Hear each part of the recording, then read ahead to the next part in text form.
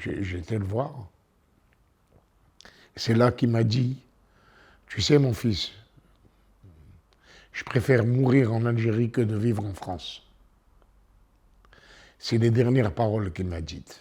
2 jours après, il a été assassiné. D'ailleurs, mon beau-père a été assassiné pour rien. À mon avis, parce qu'il était juif et qu'il était le plus grand représentant de la culture algérienne. Et en le tuant, ils ont fait sauver toute la communauté juive de Constantine. Ils sont tous partis.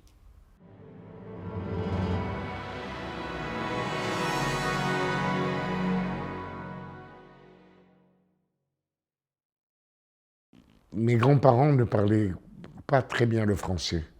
Ils parlaient l'arabe. Ma mère, c'est une vraie berbère parce que son nom de famille, c'est Zaouch. Et en Grande Kabylie, il y avait une fontaine qui s'appelait Fontaine Zaouch. Donc ma mère est d'origine berbère, mais juive berbère.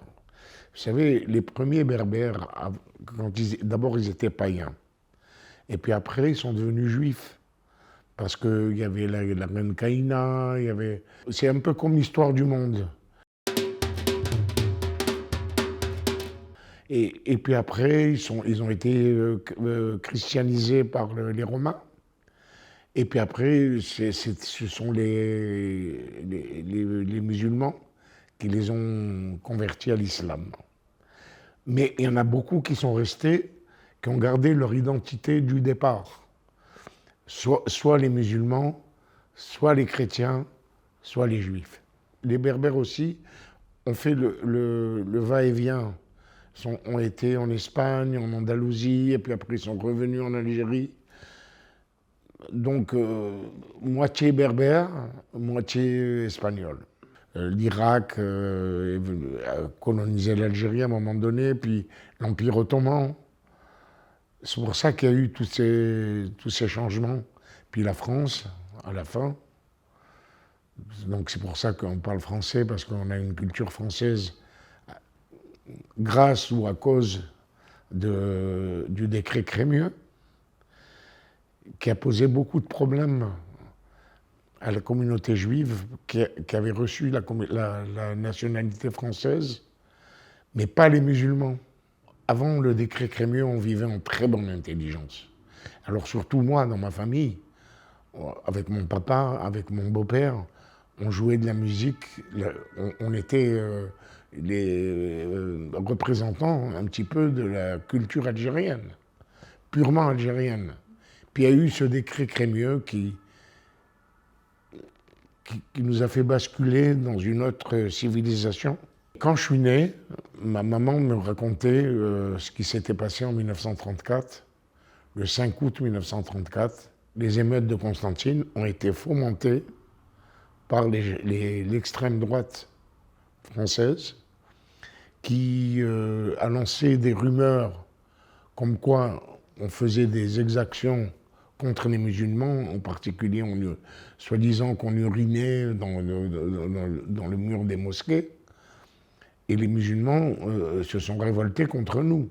C'était une terrible tragédie, surtout pour la famille de ma mère, qui a perdu ses sœurs, qui a perdu ses neveux.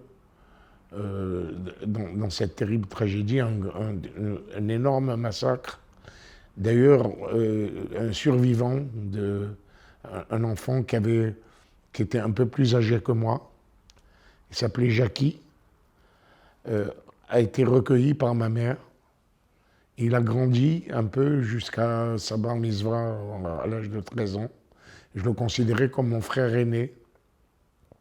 Puis il est décédé après, des suites des émeutes. J'avais déjà 3 ans. Je me rappelle, avec ma maman, on allait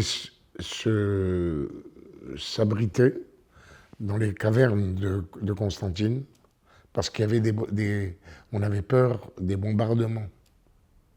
Et moi, ça m'a marqué parce que quand j'étais petit, j'avais j'ai compris qu'il y avait la guerre, quoi, la guerre mondiale. Il y avait des cavernes antiques et je me rappelle qu'on se cachait là-bas. On avait peur. Moi, je me rappelle très bien de cette période. J'étais tout petit et je m'en rappelle bien.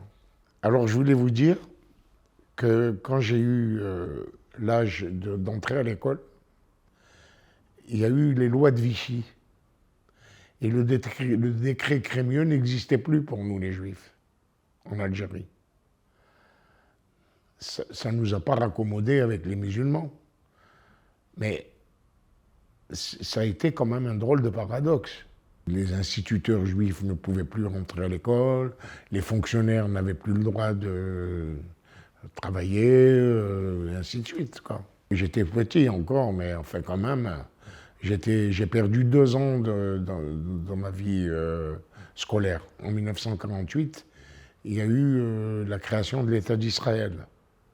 Et je me rappelle, avec mon père, on écoutait la radio, et on écoutait le Kol Israël, la voix d'Israël, à la radio.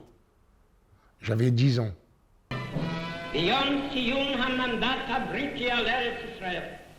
On this day that ends the British mandate, I proclaim the establishment of a Jewish state in Palestine, to be called Israel. After 2,000 years, the land of Israel is now the state of Israel. Et à l'âge de 10 ans aussi, j'allais au cinéma. Le premier film que j'ai vu, c'était Le Ghetto de Varsovie. Et quand j'ai vu ce film, c'est là que ma judaïté est née. Parce que par solidarité pour ces horreurs qui ont été faites, je suis rentré dans le judaïsme. À Constantine, il y avait 3 quartiers. Il y avait un quartier chrétien, un quartier juif et un quartier musulman. Mais moi, j'habitais dans un quartier où il y avait tout le monde.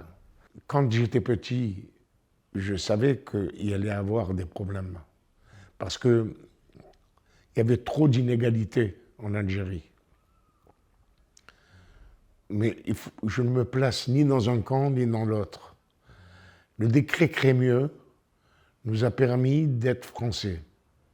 Donc, comme on a une mentalité de fidélité envers notre pays, la France, on était pour l'Algérie française.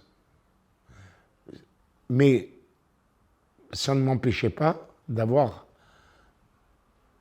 des inquiétudes pour mes camarades musulmans, parce qu'eux, ils n'étaient pas français. J'avais 8 ans et je passais beaucoup de temps à Alger aussi, parce que j'avais de la famille à Alger. Puis, en me promenant dans les rues d'Alger, j'avais vu des gens qui ciraient les chaussures.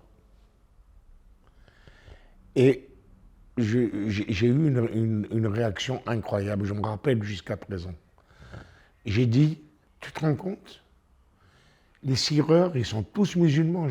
J'ai pas vu un seul Européen cirer des chaussures. Voilà ma première réaction devant l'inégalité. La guerre a commencé au moment où on a appris qu'une institutrice avait été tuée lors d'un attentat. Et on a dit, ah, ça sent pas bon. Et moi, j'avais 15 ans à l'époque, quand la guerre a commencé, quoi. La révolution algérienne avec les... Et on était en danger, parce qu'ils ciblaient tout ce qui était français, dont nous. Il y a beaucoup de juifs qui sont partis combattre avec le FLN. Beaucoup. Enfin, pas la majorité, mais quelques-uns quand même. Moi, je ne comprenais pas. Moi, j'étais français avant tout, parce que je disais, on est français, on n'est pas algérien, on n'est pas acteur de la révolution algérienne. On se défendait contre les... C'est-à-dire, on ne se battait pas contre les Algériens. Moi, je ne me suis jamais battu contre eux, jamais. Mais c'était quand même dangereux pour les civils. Quand la guerre a commencé, il n'y avait aucun changement dans l'amitié. Parce que, vous savez, moi, je suis un adepte de l'amitié. Et c'est une religion pour moi, l'amitié. Et c'est pas à cause de la guerre que j'allais changer mes amis. À tel point que j'avais des amis musulmans qui nous prévenaient quand il allait y avoir des attentats. Et même une fois, il y avait des musulmans qui se sauvaient des militaires, qui les poursuivaient, et que j'ai amenés avec moi à la maison chez moi, je les ai cachés. J'avais un ami d'enfance qui a rejoint le FNN, mais c'était mon ami. On était frères de lait parce qu'on avait. Moi, je buvais le lait je tétais le lait de sa mère et lui, il tétait le lait de ma mère. On était frères de lait. Et d'ailleurs, j'ai pas compris pourquoi il partait. Bon, mais c'était, vous savez, l'amitié, c'est le respect aussi des attitudes de chacun, de comportement, surtout pendant la guerre. Cet ami-là est parti en Tunisie. Et moi, j'avais fait un spectacle de théâtre, une pièce de Prévert. Et j'étais donc affiché en Tunisie pour donner le spectacle. Et mon copain m'a raconté qu'il avait vu l'affiche et il a vu mon nom dans l'affiche. Et il a passé 3 jours et 3 nuits dans les toilettes de l'aéroport en attendant mon arrivée. Et quand il m'a vu, j'ai vu un homme transformé avec une grande barbe et tout ça, incroyable. Et quand il m'a vu, il m'a enlacé et il m'a dit, tu sais, tous les gens qui ont rejoint le FNN, les juifs et les communistes, sont tous éliminés, fusillés. Alors, j'ai attendu ton arrivée pour que tu me sauves. Dans la troupe, il y avait un Tunisien qui s'appelait Nataf. Et il avait un passeport. Je lui ai dit, donne-moi ton passeport, jette-le, et tu demanderas, donne-le-moi, pas jeter, dont j'en avais besoin. J'ai mis une photo de mon ami d'enfance, et il est reparti avec moi avec le passeport de Nataf, et je lui dis, t'occupe pas, toi tu redemanderas un autre passeport. Et je l'ai sauvé comme ça. Moi je disais à mon père, papa, te fais pas d'illusions, l'Algérie elle sera plus française, il va y avoir l'indépendance, il faut qu'on s'en aille d'ici. Tonton Raymond était venu avec mon père en France pour préparer notre venue, si vous voulez mieux. J'étais à Oued Atmenia, à côté de Châteaudun-du-Rumel. J'ai eu un petit accident de voiture et j'étais à l'hôpital. On était en train de me faire un point de suture. Et je reçois un appel de mon beau-frère, Jaco, et me dit papa est là. Je sais comment il est là. J'étais étonné, j'ai couru vers Constantine, j'ai arrêté les soins et tout, je me suis affolé, j'ai été le voir. C'est là qu'il m'a dit, tu sais mon fils, je préfère mourir en Algérie que de vivre en France. C'est les dernières paroles qu'il m'a dites. 2 jours après, il a été assassiné. J'avais compris qu'il y avait un complot contre tonton Raymond. Parce qu'il y avait des rumeurs. Il disait qu'il était de l'OAS, il disait qu'il il est parti en Israël. C'était pas vrai. Il était venu en France, mais je n'allais pas leur dire qu'il était venu préparer notre venue. Et quand il est revenu, ils l'ont éliminé. D'ailleurs, mon beau-père a été assassiné pour rien. À